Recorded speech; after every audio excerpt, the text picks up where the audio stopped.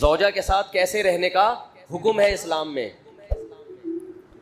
تو حضرت فرماتے ہیں کہ میں نے اپنی بیوی کو، اپنی گھر والی کو، اپنی اہلیہ کو کبھی یہ نہیں کہا کہ یہاں سے گلاس اٹھا لو یا کھانا لگا دو یا کھانا اٹھا لو یہاں سے. یہ ایسے لگتا ہے جیسے آپ کسی کو آرڈر دے رہے ہیں، کیونکہ وہ ماسی نہیں ہے. اب کھانا تو گھر والوں نے ہی لگانا ہے، پکانا بھی انہوں نے ہی ہے. تو میں فرمایا میرا یہ لب و لہجہ ہوتا ہے کہ کھانا لگوا دیں. کھانا بولو نا بھائی، لگوا دیں. حالانکہ لگانا انہوں نے ہی ہے، لیکن ڈائریکٹ نسبت نہیں. زندگی میں کبھی کہتے ہیں اپنے چپل یا بوٹ پالش نہیں کروائے، صاف نہیں کروائے اپنے گھر والوں سے. اور فرماتے تھے یہ انتہائی درجے کی توہین ہے بیوی کی کہ اس سے آپ اپنے پاؤں دبوائیں یا اپنے جوتے پالش کروائیں. بہت مشکل ہے بات سمجھانا، بہت مشکل. آ رہی ہے سمجھ میں؟ عزت جب بات کرتے تھے عزت کے ساتھ، آئیے بیٹھیے کھائیے. یہ اسٹائل تھا حضرت کا گھر میں اپنی اہلیہ سے بات چیت کا اسٹائل. آئیے بیٹھیے کھائیے، یہ اسٹائل تھا گھر میں کس سے بات کرنے کا؟ اہلیہ سے. اسلام میں اصل یہ ہے، سمجھتے نہیں ہو بات کو میرا خیال. کبھی کوئی حاکمانہ لہجہ نہیں ہے، لیکن حضرت اپنے گھر والوں کی تعریف میں فرمایا کرتے تھے کہ اللہ نے مجھے ایسی زوجہ دی ہے کہ آج تک مجھے کبھی غصہ کرنے کی نوبت نہیں آئی. کبھی بھی غصہ کرنے کی، تھوڑی بہت اونچ نیچ تو ہر گھر میں ہوتی ہے، تو وہ اگر ہو گئی تو ہم نے اگنور کر دیا. سمجھ رہے ہو؟ حضرت ذاتی مکان کے بالکل قائل نہیں تھے، ساری زندگی کرائے پہ ہی رہے ہیں کہ بھائی دنیا مسافر خانہ ہے، یہاں سے بولو جان کیا کرنا ہے گھر میں، اور چلے گئے نا. لیکن اپنی اہلیہ کے لیے آخر عمر میں فلیٹ خریدا کہ میں اگر گیا تو ان کا کوئی، بولتے کیوں نہیں بھائی، ان کا کوئی ٹھکانہ ہو. جب اللہ نے وسائل تو پہلے ہی بہت دیے ہوئے تھے. گھر میں بچوں سے بھی ایسے ہی بات کرتے تھے، بیٹھیے. یہ نہیں کہ بچہ پٹاخ کر کے ایک لگایا بے غیرت، ٹائم دیکھ، یہ کوئی آنے کا ٹائم. یہ اسٹائل چل رہا ہے آج کل گھروں میں، یہ ٹائم دیکھ 2 بج رہے ہیں تو ابھی یہ گھر آنے کا ٹائم ہے. یہ ہوتا ہے نا بے غیرت اس طرح کی. پھر وہ اتنی پیدا ہو گیا. مفتی صاحب کے بیان سنے تھے تو پیدا ہوا ہے، ورنہ ہم تو قائل ہی نہیں تھے اس کے کہ بچے پیدا ہوں گھر میں. یہ نسل پیدا ہو رہی ہے آج کل، یہ نسل پیدا ہو رہی ہے. یہ اس طرح کا اسٹائل ہوتا ہے ابا کا. تو اپنے ماتحتوں کو، چاہے بیوی ہو چاہے اولاد ہو، ان کو کیا دینا ہے؟ بولو عزت. ایسے بات کرنی ہے جیسے ہم نے دیکھا ہے اپنے بڑوں. ہم نے اور بھی اپنے مشائخ کو دیکھا اسی طرح بات کرتے ہیں. بچوں کو عزت، ان کی غلطیوں پہ پردہ ڈالتے ہیں. اصول یہ ہے. لیکن 5 انگلیاں برابر، بعض لوگوں کو عزت ہضم نہیں ہوتی. دیکھو پولیس ہر ایک کے لیے تھوڑی بنی ہے کہ ہر ایک پہ ڈنڈا برسائے. عام عوام تو قانون کو فالو کرتے ہیں نا بھائی. لال بتی ہوتی ہے رک جاتے ہیں، گرین پہ چل پڑتے ہیں. جو میجورٹی ہے چاہے وہ غیر مسلم ہو ان کو پولیس کی ضرورت نہیں ہوتی. لیکن کچھ ٹیڑھی انگلیاں بھی ہوتی ہیں، ان کے لیے کیا رکھا گیا ہے؟ ڈنڈا. پولیس. ہر آدمی تمیز اور شرافت سے نہیں چلتا. تو ایسے ہی بعض دفعہ بیگم سے آپ عزت سے بات کر رہے ہیں، آئیے بیٹھیے کھانا اٹھوا لیجئے، پاؤں بالکل بھی نہیں دبائیے. آپ کی یعنی سیلف رسپیکٹ کے یہ کیا ہے؟ خلاف. آپ کوئی ماسی تھوڑی ہے جو میرے پاؤں دبائیں گی بیٹھ. تو اس میں جو شریف عورتیں ہیں، عزت دار عورتیں ہیں، جن پہلے سے خاندانی ہیں، وہ کہیں گی میرا میاں کیا ہے ماشاء اللہ خاندانی آدمی ہے. وہ بڑھ چڑھ وہ کہے گی نہیں میں نے تو پاؤں دبانے ہی ہیں آپ کے ہر قیمت. جب آپ مجھے اتنی عزت دے رہے ہیں تو میں بھی عزت دوں گی. میں ڈائریکٹ پاؤں دباؤں گی، آپ کے سر دباؤں گی، آپ کے سر میں مالش کروں گی، اور جو خدمتیں آپ نے مجھ سے لینی ہے میں آپ کی خدمتیں کروں گی. بعض دفعہ معاملہ کیا ہو رہا ہوتا ہے آپ عزت دے رہے ہیں، سامنے والے کو عزت سمجھ میں آ نہیں رہی. وہ ایک آدمی کا قصہ ہے نا کہ وہ اس کی شادی ہوئی تو وہ پریشان تھا کہ یار مسئلہ کیا ہے. یعنی بیگم صاحبہ ہر وقت منہ بنا کے بیٹھی رہتی ہیں، یہ عزت دے رہا ہے آئیے بیٹھیے جائیے، امی کے گھر جانا ہے چلے تشریف لے جائیے، میں ڈرائیور بلوا لوں، ٹیکسی بلوا لوں، چلے میری گاڑی میں ڈراپ کر دی، چلے میں خود ہی ڈراپ کر کے آ جاتا ہوں آپ. تو عزت دے رہا ہے، لیکن بیگم صاحبہ ہر تھوڑے دن میں منہ بنا کے بیٹھی ہوئی. ماہر نفسیات سے رابطہ کیا اس میں کہ بھائی کیا مسئلہ ہے، میں تو سارے حقوق ادا کر رہا ہوں لیکن اس کو سمجھ میں نہیں آ رہا، ہر وقت منہ بنا کے بیٹھی رہتی ہے، جب بات کروں اینٹ کا جواب پتھر سے. اب ماہر نفسیات وہی ایکچولی کر کے نا ایکچولی اصل میں انسان، آپ دیکھیں کوئی فالٹ ہوگا آپ کے اندر جو آپ کے سمجھ میں نہیں آ رہا، ابا سے پوچھیں، اپنی والدہ سے پوچھیں، بچپن میں کوئی چوٹ تو نہیں لگی تھی دماغ میں آپ کے؟ پھر وہ بیگم کا ٹیسٹ کروائیں آپ، میڈیکل ٹیسٹ ایسا کریں آپ، وہ کروا لیں وہ جو دماغ کا ہوتا ہے، کیا ہوتا ہے یار، MRI کروا لیں. بعض دفعہ یہ بھی ہوتا ہے نیند پراپر ہو رہی ہے، 8 گھنٹے نہیں، کم از کم 16 گھنٹے سونا، ایسی کنڈیشن میں کم از کم 16 گھنٹے سونا ضرور. یہ نیند کی گولیاں کھلا دیں ان کو، وہ بیچارہ سارے حربے استعمال کر لیے. ایسی بعض ہوتی ہیں، نارملی ایسی نہیں ہوتی ہیں. اور ایک دن اس کو غصہ آیا، اس نے کہا یار کیا مذاق ہے یار، سارے حربے، یہ تو تمیز سے بات نہیں کرتی. اس نے طبیعت سے پکڑ کے کوٹ دیا. دیکھا بیگم صاحبہ بہت بہترین، اس دن فریش بالکل. وہ ایسے خاندان کی تھی کہ وہ پٹنے کی عادی تھی. تعلق ایسے خاندان سے تھا کہ جب تک 8-10 تھپیڑے نہ پڑے، بعض ہوتا ہے نا پٹ کے، اور یہ ماں باپ بگاڑتے ہیں. باپ نے بچپن سے بہت کوٹا ہوتا ہے، ماں نے کوٹا ہوتا ہے. ہم کہہ رہے ہیں ماں بچوں کو مارے، لیکن ایسا تو نہیں ہے کہ ہر وقت درندوں کی طرح پیٹتی رہے ان کو، بچے باغی ہو جاتے ہیں کبھی کبھار تو ٹھیک ہے.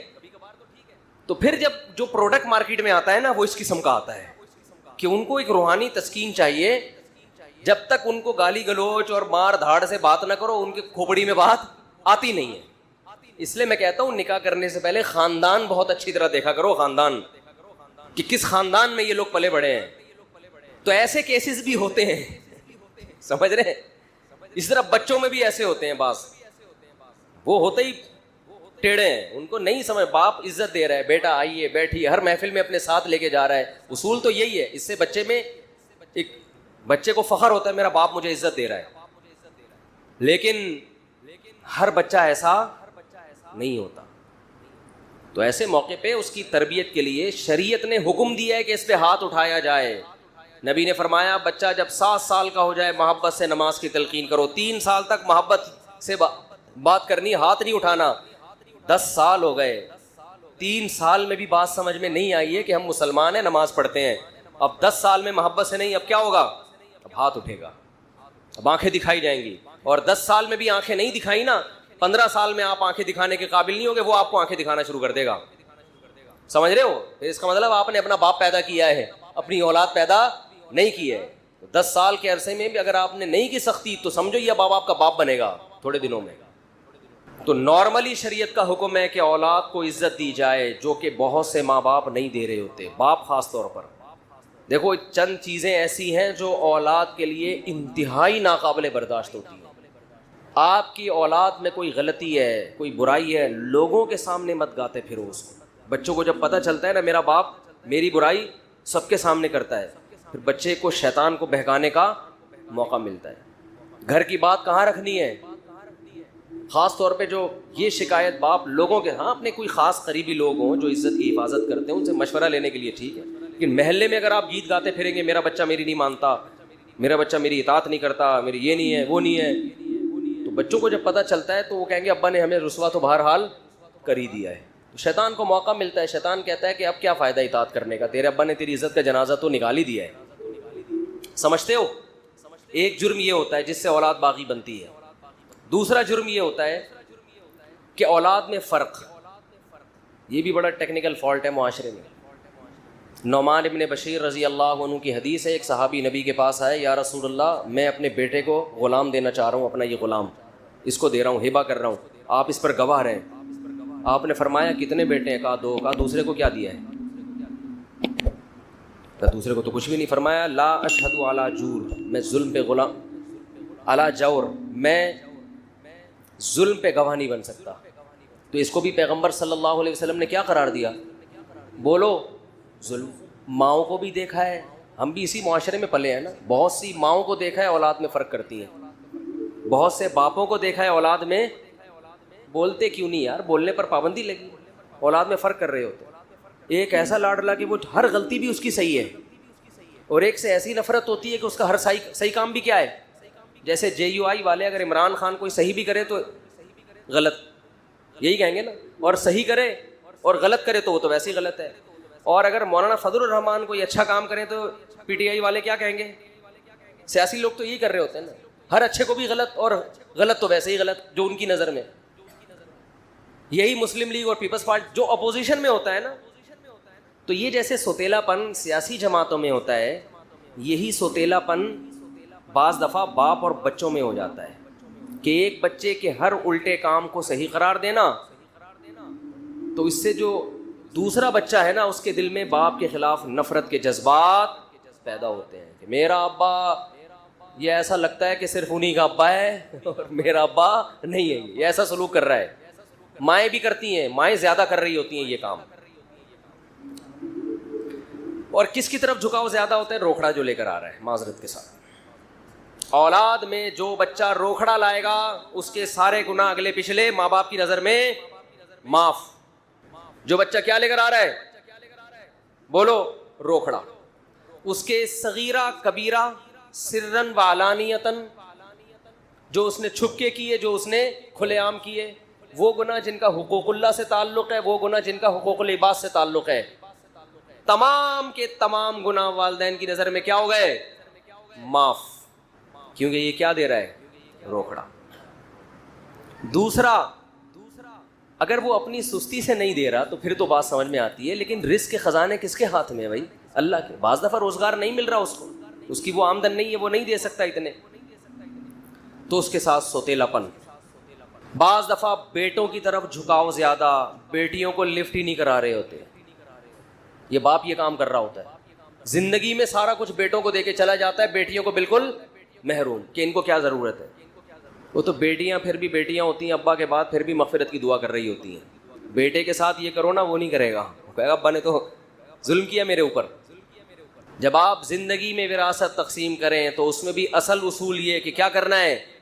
بولو، اس میں تو شریعت نے بیٹا اور بیٹی کا فرق بھی نہیں رکھا، بیٹی کو بھی اتنا ہی دینا ہے جتنا بیٹے کو۔ ہاں، ضرورت کی بیس پہ فرق کر سکتے ہیں آپ، خدمت کی بیس پہ فرق ہو، خدمت زیادہ کر رہا ہے اس بیس پہ زیادہ دے دیا، ایک الگ بات ہے، یا ضرورت کسی کو زیادہ ہے، بیٹی کو زیادہ ضرورت ہے تو بیٹی کو زیادہ دے دو، یہ تو وراثت تو مرنے کے بعد ہوتی ہے۔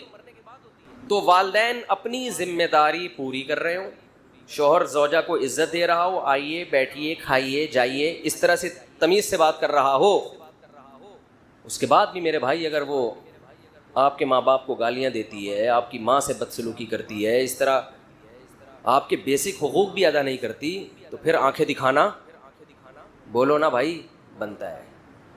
آپ نے اپنے بیٹے کو عزت دی، اس کو عزت دے رہے ہو، اس بچوں سے بھی عزت سے بات ہوتی ہے، ہم نے اپنے بڑوں کو دیکھا ہے، بچوں سے بھی ایسے بات کر رہے ہوتے ہیں، بیٹا آئیے، بیٹا بیٹھیے، اور جو تمیز نہ ہو تو پھر باپ ایسے بات کر رہا ہوتا ہے، گدھے کدھر سے آ رہا ہے، اس طرح گدھے سے کیا شروع ہوتی ہے؟ بات شروع۔ تو بچے کو جب یہ اخلاق سکھاؤ گے تو وہ کہاں انسان کا بچہ بنے گا؟ وہ گدھا گدھا سن سن کے اس کو یہ وہم ہوگا شاید میں کیا ہوں، میں گدھا ہی ہوں، حرکتیں اس کی چیخے گا بھی کس طرح سے؟ بولو نا، وہ گدھے کی طرح چیخے گا۔ اچھا، بعض لوگوں کو یہ گھر میں ہوتا ہے کہ ہمارے گھر میں بچے چیختے بہت ہیں، بیوی بھی بہت چیختی ہے، بچے بھی بہت چیختے ہیں، تو یہ بات بھی وہ چیخ چیخ کے بتا رہے ہوتے ہیں۔ تو میں ان سے کہتا ہوں آپ زیادہ چیخ رہے ہو۔ دیکھو، گھر میں بتانا نہیں پڑتا کہ یہ ماحول چاہتا ہوں، بنانا پڑتا ہے وہ ماحول۔ اگر آپ چاہتے ہو آپ کے گھر میں گالی گلوچ نہ ہو، چیخو پکار نہ ہو، تو سب سے پہلے اپنے آپ کو آپ اپنی آواز پہ کنٹرول کرو، جب کسی کو سمجھاؤ آرام سے۔ اگر آپ گھر میں چنگیز خان اور ہلاکو خان کی طرح آتے ہو اور چیخنا چلانا شروع کرتے ہو، ہاں ہو یہ ایک دم شروع، اور گدھا کسی کو گھوڑا کسی کو کتا، اور یہ اس طرح کی گالیاں دے رہے ہو آپ گھر میں آ کے، اور پھر آپ کہتے ہو کہ ہمارے بچوں میں تمیز نہیں ہے بات کرنے کی، تو یہ بدتمیز بنایا کس نے؟ تمیز پہ بیان ہو رہا ہے انتہائی بدتمیزی کے ساتھ، یعنی یہ گھر میں سیٹ اپ چل رہے ہیں۔ بچوں کو چپ رہنے کی تلقین کی جا رہی ہے، چیخ کر۔ تبھی آپ نے دیکھا کہ کہتے ہیں شٹ اپ، کہتے ہیں نا، چپ ہو جاؤ، کہتے ہیں نا، تو یہ آہستہ سے کہتے ہیں زور سے کہتے ہیں؟ اتنی زور سے کہہ رہے ہوتے ہیں کہ آگے سے جواب آتا ہے میں نہیں چپوں گا، اس لیے کہ جب آپ چیخ لیے، یہ بالکل ایسا ہی ہے کہ جیسے تین آدمی نماز پڑھ رہے تھے، تو ایک نے باہر سے آنے والے بندے نے سلام کیا، اس نے نماز میں کہا وعلیکم السلام، تو ساتھ والے نے کہا بھائی بولنے سے نماز ٹوٹ جاتی ہے، وہ نماز پڑھتے ہوئے اس کو مسئلہ سمجھا رہے ہیں، بولنے سے نماز ٹوٹ جاتی ہے۔ ابے تو بھی تو بولا ہے، تو ساتھ والے نے بولا کہ تو بھی تو بول رہا ہے، تو اس کے ساتھ ایک اور کھڑا ہوا تھا، وہ کہنے لگا شکر ہے میں نہیں بولا، شکر ہے، تو چاروں کی ٹوٹ گئی نا نماز۔ تو جب آپ نے گھر میں چیخ چلا کے گالی گلوچ والا لب و لہجہ اختیار کر کے بیگم کو ایک بات سمجھا رہے ہو تو ماحول آپ گھر کا خود خراب کر رہے ہو. سمجھتے نہیں ہو بات کو. پھر آپ یہ توقع رکھو کہ ہماری بیگم خاموشی کے فضائل پر ہمارا بیان سنے گی. وہ نہیں سنے گی. میری والی نہیں سنتی, آپ کی والی کہاں سنے گی؟ وہ نہیں سنے گی. وہ آپ سے چیخنا سیکھے گی کہ اس گھر کا اسٹائل ہی یہی ہے. یہاں جب بھی کوئی بات کرتا ہے تو گلا پھاڑ کے بات کرتے ہیں, اسٹائل یہی. تو جن گھروں میں خاموشی کا ماحول ہے وہاں جو عورتیں رخصت ہو کے جاتی ہیں وہ آہستہ آہستہ خود کیا ہو جاتی ہیں, خاموش. وہ کہتی ہیں بھائی یہاں تو کوئی بات ہی آرام سے کرتے ہیں, سب عزت دیتے ہیں ایک دوسرے کو. وہاں بچے بھی کیا ہوتے ہیں, خاموش, بات کریں گے آرام سے. تو یہ بھی ہمارے مذہب کا حکم ہے. یہ خاموشی جو ہے, خاموشی سے مراد آرام سے بات. قرآن نے کیا کہا کہ وَغْضُضْ مِن صَوْتِكَ, اپنی آوازوں کو پس رکھو. ان انکر الاصوات لصوت الحمیر. قرآن کہہ رہے سب سے بری آواز کس کی ہے, گدھے کی آواز. گدھے کی بات غلط نہیں ہوتی, اسٹائل غلط ہوتا ہے. گدھا بھی وہی بات کر رہا ہوتا ہے جو گھوڑا کر رہا ہے, جو کتا کر رہا ہے, جو بلی کر رہی ہے. بلی میاؤں میاؤں کر کے بتاتی ہے بھوک لگ رہی ہے مجھے, کتا بھو بھو کر کے بتاتا ہے مجھے بھوک لگ رہی ہے, گھوڑا کسی اور اسٹائل میں بتاتا ہے. وہی بات گدھا بھی کر رہا ہوتا ہے, بھائی مجھے بھوک لگ رہی ہے. لیکن جب کرتا ہے آدمی کہتا ہے تو میرے پراٹھے بھی کھا لے مگر تھوڑی دیر کے لیے خاموش ہو جاتا ہے. خاموش ہو, چیختا بہت ہے نا. تو کبھی کبھی انسان کنٹرول سے باہر ہوتا ہے, چیختا ہے. یہ صحابہ کے دور میں بھی ہوا ہے, لڑائی ہوئی تو آوازیں بلند ہو گئی. کبھی کبھار تو ٹھیک ہے. نارملی جب گھر میں بعض لوگوں کو دیکھا ہے بات نہیں کرتے, اچھا دوستوں کے ساتھ بیٹھے ہوئے ہنسی مذاق ہاں ہاں ہو, گھر میں جاتا ہی ایک دم اسٹائل چینج ہو جاتا ہے.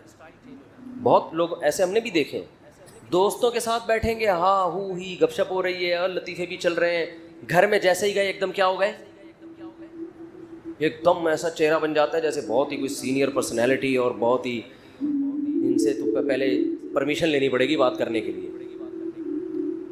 تو حالانکہ نبی کا معاملہ بالکل الٹ تھا. آپ باہر بھی اخلاق اچھے لیکن گھر میں اس سے زیادہ اچھے اخلاق. تو اپنی ذمہ داری پوری کرو بھائی, نان نفقے کی بھی, اخلاقیات کی بھی. ساری ذمہ داری پوری کرنے کے بعد بھی اگر کوئی سیدھا نہیں ہو رہا تو پھر تھوڑی بہت خامی تو ہر ایک میں ہوتی ہے, برداشت کرو. اور اگر ناقابل برداشت ہوتی ہے تو پھر اسلام نے کیا اجازت دی ہے کہ لاتوں کے بھوت ہاتھوں سے نہیں مار. پھر پولیس کا کیس نہیں ہے یہ, پھر کیا ہے, بچہ پٹے گا. پھر کیا ہوگا, بولو پٹے گا. وہ ایک دن کیا ہوا, ہمارے ایک دوست کا پھڈا ہو گیا کسی سے. تو پھڈا جب ہو گیا تو وہ غلطی ان صاحب کی تھی, جو ہمارے دوست تھے ان کی غلطی تھی. اب جس بندے کو انہوں نے مارا وہ جا کے اپنے بڑے بھائی کو بتایا. بڑے بھائی کو بتایا, بڑا بھائی طیش میں آ گیا. اور اس کا نام میں پورا نام لے لوں, اس کا نام فرض کر لو زید تھا.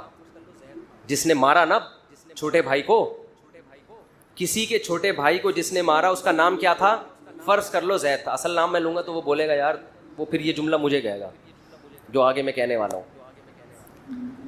تو چھوٹے بھائی کو جب اس نے مارا ہے, غلط مارا, تو چھوٹے نے بڑے کو بتایا, بڑا کیا ہو گیا, طیش میں. یہ آنا چاہیے بڑے کو طیش میں, صلہ رحمی ہے, رشتہ داری کا تقاضا ہے. آج کل تو یہ رشتہ ہی ختم ہو گئے. بڑا کہتا ہے تو اپنی ذمہ داری پہ پٹائے جا. ایسا نہیں ہونا چاہیے بھائی, ایک ریلیشن ہے, پوچھو میرے بھائی کو کس نے مارا ہے, صلہ رحمی کا تقاضا ہی ہے. لیکن یہ پوچھنے سے پہلے اپنی صحت جا کے چیک کر لیا کرو. ایسا نہ ہو کہ دونوں اکٹھے پٹ رہے ہوں, یہ نہ ہو. تو پہلے دیکھ لو کہ ڈولے شولے اتنے ہیں کہ کچھ کر سکتا ہوں میں. تو وہ تھا لمبا تڑنگا بڑا بھائی. تو اس کو جب پتہ چلا نا, اب مجھے پتا تھا کہ یار وہ بندہ آئے گا اور ہمارے اس دوست کو پیٹے گا پکڑ کے. تو میری دوستی تھی, میں اس کو بچانا چاہ رہا تھا کہ یار کچھ سلو صفائی کر لیتے ہیں. تو میں جب اس کے پاس گیا, ان کے گھر گیا میں, تو بڑا بھائی غصے میں بیٹھا ہوا ہے, کہہ رہا ہے ہوا کیا ہے. میں نے کہا ہوا تو یہ ہے. اس نے کہا زید پٹے گا. زید, الفاظ اس کے مجھے اسٹائل یاد آ رہا ہے. میں نے کہا یار ریکویسٹ لے کے آیا ہوں. کہہ رہا ہے یہ ہوا ہے نا. اس نے میرے چھوٹے بھائی پہ ہاتھ اٹھایا. میں نے کہا زید پٹے گا. زید, یہ خبر ہے, یہ نیوز ہے, کچھ بھی ہو جائے زید. اصل تو یہ تھا جب اس کا نام لیتا میں پھر مزہ آتا نا, لیکن پھر وہ کہے گا مفتی صاحب پٹے گا. میرا نام سب کے سامنے ظاہر کر دیا. تو وہ بار بار میں اس کو ریکویسٹ کر رہا ہوں, یار پہلے ذرا سمجھو بات کو, میں معذرت کر رہا ہوں. کہہ رہا ہے مفتی صاحب یہ بتائیں, کہنے لگا میں آپ کی عزت کرتا ہوں مفتی صاحب, لیکن یہ بتائیں اس نے میرے چھوٹے بھائی پہ ہاتھ اٹھایا. میں نے کہا اٹھایا. کہہ رہے غلطی اس کی ہے نا. میں نے کہا زید پٹے گا. تو مجھے یہ واقعہ کم از کم 14-15 سال پرانا ہے, لیکن مجھے اس کا اسٹائل بڑا اچھا لگا. کہہ رہے کچھ بھی ہو جائے زید پٹے گا, سمجھ